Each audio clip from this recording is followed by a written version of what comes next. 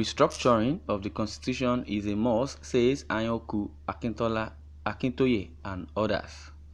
Well, with one voice, some leaders from the North, East, and West yesterday spoke on restructuring, saying it is the only way to stabilize Nigeria and guarantee its progress. Former Commonwealth Secretary General Chief Emeka Anyaoku, former military governor of Rivers State General Zamani Lekwot, renowned historian Professor Banji Akintoye, and Ohanaeze Ndigbo President General Chief John Nwodo, among others, urged those in power to arrest the country's drift by returning to true federalism. They spoke on leadership and the future of Nigeria at the 10th Memorial Symposium of the late Afenifere chieftain and Alliance for Democracy (AD) national leader Senator Abraham Adesanya. Adesanya, a politician, lawyer, activist, and deputy leader of the National Democratic Coalition (NADECO), a pro-democracy movement formed in 1994, died on April 27, 2008. He was 85. Former head of state General Salami Abubakar, who chaired the occasion, described the late Adesanya as a man of integrity. He added, "I had a good relationship with him when destiny brought me to be the head of state of the country. I commend organizations that fought to bring democracy to Nigeria, and NADECO. NADECO was the leading organization. I relied on his advice and others to pilot the transition to democracy in Nigeria." Anyaoku described the late Adesanya as a symbol of loyalty to his ethnic group and country. The late Adesanya, he said, protected the interests of the Yoruba democracy and Nigeria as a whole. He was devoted to the fight for democracy in Nigeria, and he incurred the wrath of Abacha with an attempted assassination on his life in 1996. He was a political activist, a patriot, and a defender of truth and public interest, Anyaoku said.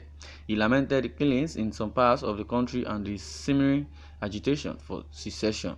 Anyaoku said, "I believe that restructuring Nigeria's present governance architecture by returning the provisions of its 1960 and 1963 constitutional arrangement, which will not only help the emergence of a leadership that will pave the way for a national rebirth, but will also put the country on a more assured path to political stability and faster socio-economic development.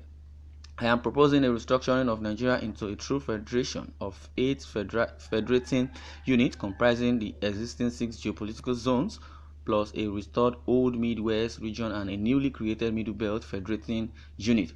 Former Vice President Atiku Abubakar, who spoke with reporters on the sidelines of the event, spoke of his plan to restructure the country in 6 months if elected president in 2019. He said, "The process is not rocket science. A serious-minded government that knows how to listen and build consensus can restructure Nigeria for the benefit of all, and this I undertake to do when I become president." Indeed, the federal government can voluntarily withdraw from most of the items listed in the inclusive list of our constitution. I believe that the benefits accruing from these first steps will help us as we move towards the changes that require amendment to our constitution. The major task is recomposing the second schedule, which does not encourage development, and when you enjoy cordial relationship with the National Assembly and see it as an independent partner in progress rather than as a competitor, you can achieve great things, he said. Nwodo urged Nigerians to vote only politicians who believe in restructuring. He said, "Nigerians, any leader who does not recognize that the cause of our underdevelopment, bickering, mixed standard is the fact that we do not have a restructured nation, don't vote for him." Lekwot urged Nigerians not to be afraid of restructuring, he said, and he also called for the state police and better funding for the armed forces as a way out of insecurity. He said, "Our police are well trained because when they go overseas, they win medals, but back home, because of the faulty structure, they cannot perform. Even if we add 1 million policemen, this country is very large. They cannot cover every corner. This is why restructuring will create room for community or state policing. The American presidential system we are running has 3 tiers of policy. They have the country police, which are the local government, state police, and the federal police. I hear people say we cannot pay them. Well, if we don't pay them to the if we don't pay them to do the right thing, we are going to reap the harvest, because those who make life uncomfortable for us are well organized. Another advantage is if community or state police is created, many youths will be employed, and as we know, people in the rural areas knows the ground better than anyone else. I hear some people castigating the military is based on ignorance. What is happening now, even the military, they are very thin on the ground, and because of the number of years, fatigue has set in. They too are suffering from manpower shortage, and when morale is not high, anything can happen. Given our diversity, restructuring is the way out, because the present structure is not working. If you program something and it is not working, you have to come back. So we have to get back to the drawing board in order to see if what requires fixing can be fixed.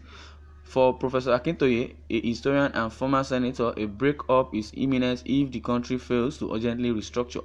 He said if Nigeria does not take steps, which are important and prerequisites, if Nigeria does not take steps urgently to return to a federal state and true federalism, the kind of federal system that we saw in the 1950s up till 1965, Nigeria may very likely break up. That's my assessment of the situation.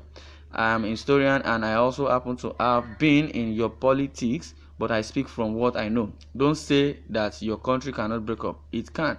Any country can break up. The Soviet Union had the most feared government on earth by the middle of the past century. I was in Tashkent, Uzbekistan for a few days, and I saw that the people were scared of the Kremlin.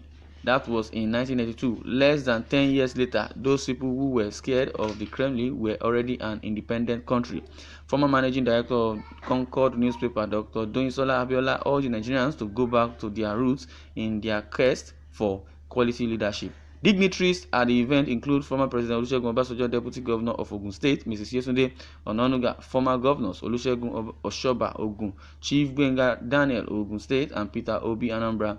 Others included former interim national chairman of All Progressive Congress, APC, Chief BC Akande, Kowa Party chieftain, Professor Remi Shonaya, People's Democratic Party PDP chieftain Chief Bode George, former Akwa Ibom State Governor Obong Victor Atta, former PDP Lagos State governorship candidate Jimmy Agbaje, and eminent scholar Professor Adebayo William, among others.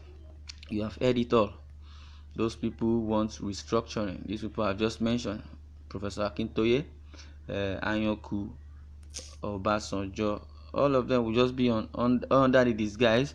They will be pushing people to talk to make sure they hear their voice, and they will hide under a disguise of restructuring. But the basic is just how Nigeria is going to restructure.